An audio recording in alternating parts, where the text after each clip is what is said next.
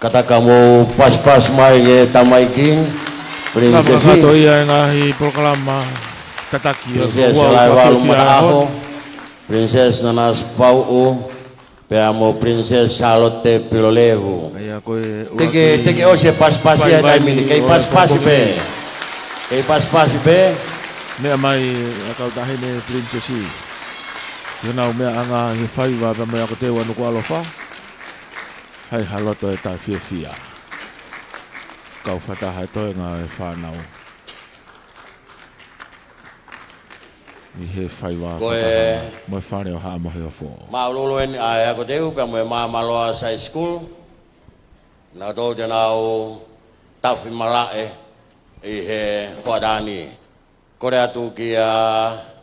ke kau puna ke kata ko foto ha ke whanau he ngā sea ko nai o tumui ke nau hālelei mai.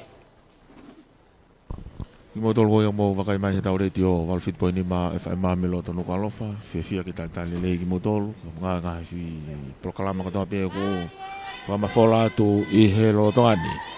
Te wene tafi mala e fia e konferensi ka koe ako te wanu ko alofa. Ai ako maa i moa a princesi Halaiwal Mataaho, princesi Nanas Pau, pe ki a princesi Charlotte Pilolevu. Toi ngā e whanau ako, nau fofonga fia pe ki he poupou lelei, ai nau ngahi mātua. Koe mā ulu, tafmala e ni o whakawhia konferensi. Ako teu anu walofa.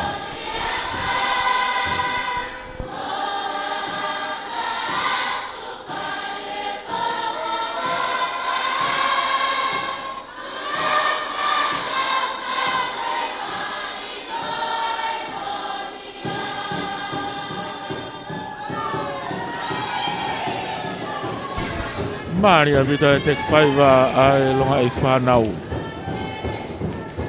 He koe ia nai whakauka tani nai lotonga mai moa i he whaiwani ako te wanu walofa. Princesi Halaiwal Mataaho, Princesi Nanas Pau mo Princesi Charlotte Pilolevu. O mea he whanau wako me korisko kun Charlotte. Ahono koloa. Koe ngā tū launima.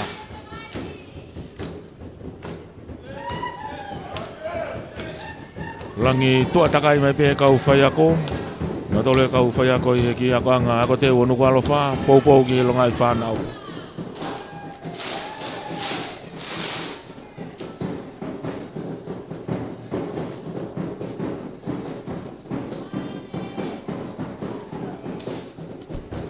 Nau te unga whaiwa, koe te unga akope, koe ki te unga lanupulu, whatapahina e kola, kau mā nima o yongo, nima o e kofu.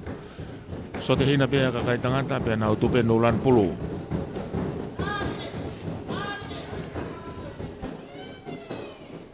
Mahino koe kau langitua, kau whai ako, ke tā si pinga ki ai kau ako. Koe hala ko ia e kau whai ako, koe hala i pia te moe whanau ako.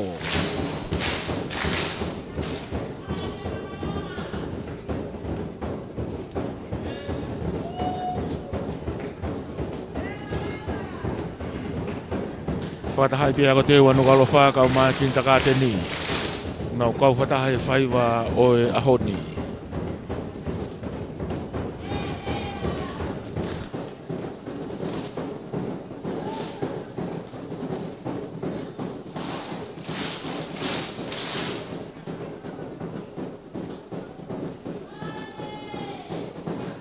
Ai ako te upeni anu ko alofa, nau whahau koe whatongia ni ka koe tafi mala e ia. Whatahai nau kinta ka te ni pa moe ako anga, moe ako te u.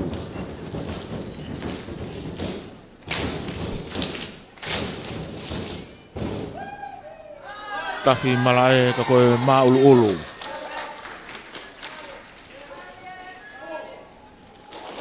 Wakai hake koe punake koe whaiwhakau se misi harea pawa whungareipe.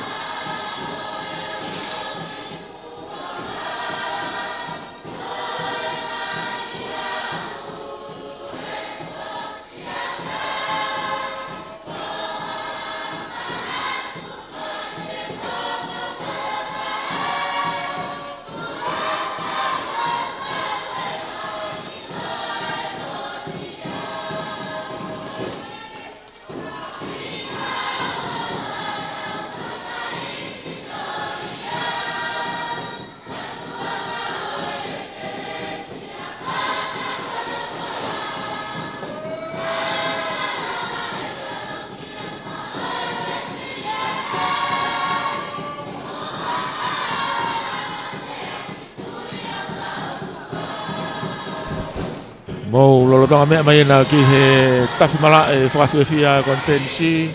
Ya ho tona ki ngo fulmahi masune tau a whewa wha. Ka koe Centurion ni o konfensi. Tafi mala e ako te wanuku alofa. Maria Pito ai whaiva e whanau.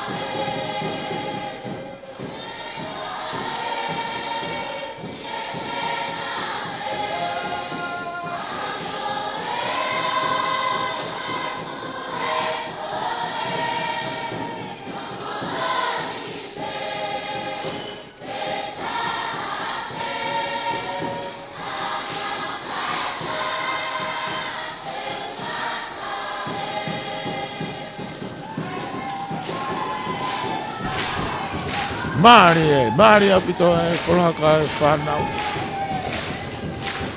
Pea whakawhiawhia, koe whakamawhana whoki.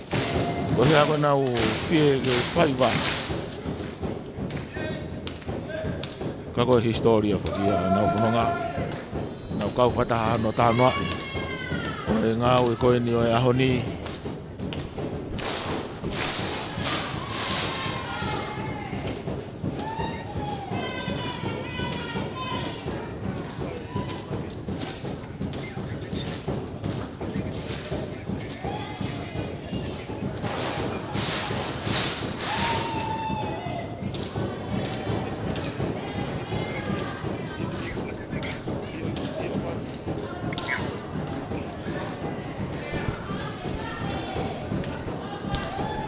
I o koe lolotonga nia.